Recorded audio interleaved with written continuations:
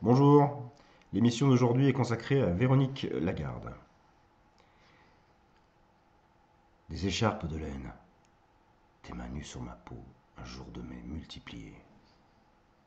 Les choses qui filent à toute vitesse se dissipent à travers les mailles, s'égarent sous les paupières, tressautent comme un vieux film. Bout de moi, fragment de nous, figurant, éclipse. Les choses qui filent à toute vitesse sont absorbées par des papiers épars qu'une encre relie, cristalline. Les choses qui filent regardent et se regardent, en noir et blanc, sur le brillant d'une pellicule, quand les couleurs se sont diluées dans l'eau des fleurs, le muguet toujours blanc. Les choses à toute vitesse passent par les fenêtres, la vitre du train, le velours des marches 4x4, le désir rouge. Les choses tombent en poussière d'étoiles sous l'abat-jour, le nylon de mes bas, les talons sur les lames. Les choses qui filent à toute vitesse font du temps la lumière, un fondu enchaîné, des ronds, des cercles, des grains d'éternité.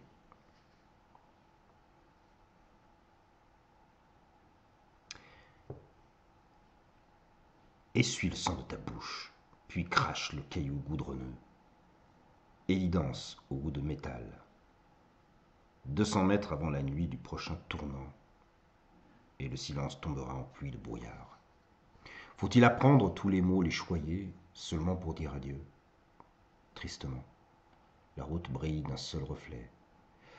Je n'aurai pas de gratitude pour les fauteuils à une place. Troisième poème intitulé Blast. Le ciel a sombré, déplié, replié. D'un coup, il te disperse, tes mouchoirs s'envolent. Dessous nos chemins de crevaison, épais, lourds.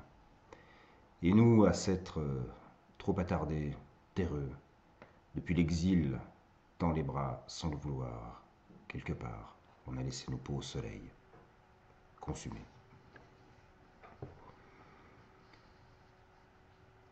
Des silences passent dans l'ombre du vent, et ce ne sont jamais des silences, et ce n'est jamais du vent. Tout parle, creuse, fait nid, puisé dans l'enclos du corps. Le tu s'extrait, caresse les pierres.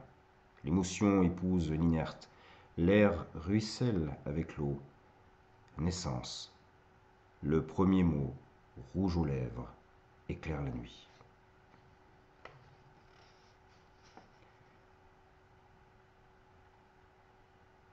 Au lieu de se lever, le jour dégringole avec l'eau. Un filtre gris allonge les heures. Tes pensées traînent sur l'étagère. Une seule goutte suffira, dilution d'une page.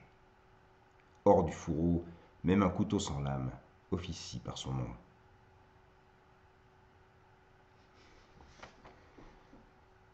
Enfant, je ne rêvais pas, ou bien j'ai oublié. Sans passer, j'étais la page. Comme on entend sous l'eau, j'imprimais du mystère. Je buvais le bleu, j'étais le flou. La douleur passe-muraille de ceux qu'on aime sans le savoir. J'imprimais les gens. Enfant, je ne rêvais pas. Je dormais, les yeux ouverts.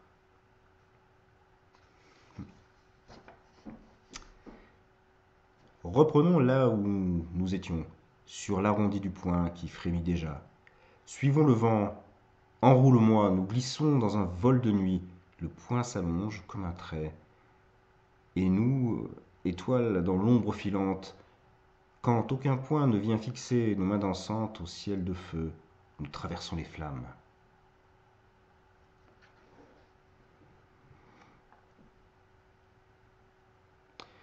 Sans doute des armées secrètes avaient-elles œuvré à la confection de nœuds complexes. Un soir sans lune, quand les marins s'enivrent, fuyant l'eau noire des quais. Ainsi, le long des démêlés, nous avancions sans précaution sous l'indifférence des étoiles, au sextant des non-dits. De vagues lueurs sur les rocs éclairaient nos talons d'Achille. Au loin, nous fixions des points divergents. Déjà, nos regards incitaient à des parcours en solitaire. Dans ce jeu d'enfant, nous avions fait comme si, et nos ombres avaient rêvé à s'attendre. Et un dernier texte.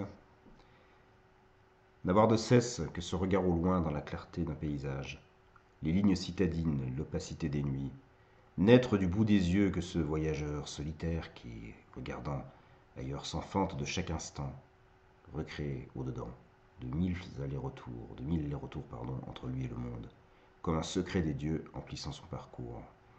N'être qu'un matelot sur terre, en halte ou en partance, un matelot qui tangue, encore tout étonné de se sentir tangué. Voilà, merci pour votre écoute et passez une très belle journée en poésie. À très bientôt.